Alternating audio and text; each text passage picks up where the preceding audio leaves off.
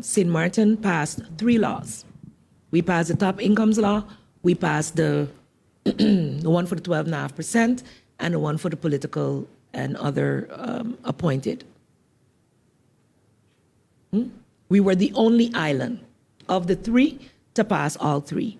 So Aruba and Kòrsou were the ones in arrears of having passed that law.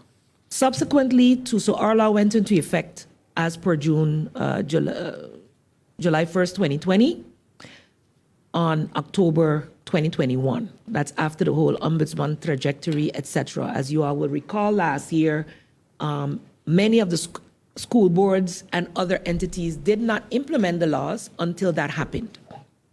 So I'm kind of meshing the 2 answers. So St. Martin, after the last Council of Ministers, Kingdom Council of Ministers decision, agreed to amend this law.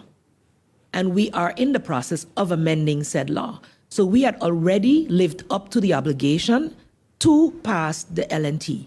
So we do not feel that we should be held accountable as the other islands who had never passed their law in the first place to have this as a condition to remove something totally unrelated to it. That's that part of the question.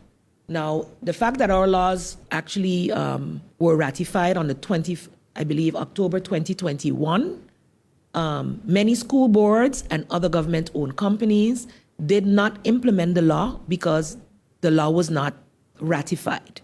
As government, we went ahead prior to the law. As you all remember, we took a lot of licks for it, implementing the law because we did not have funds at the time. The school boards had already received their subsidies, and the government-owned companies that weren't in financial struggles could pay out. We could not.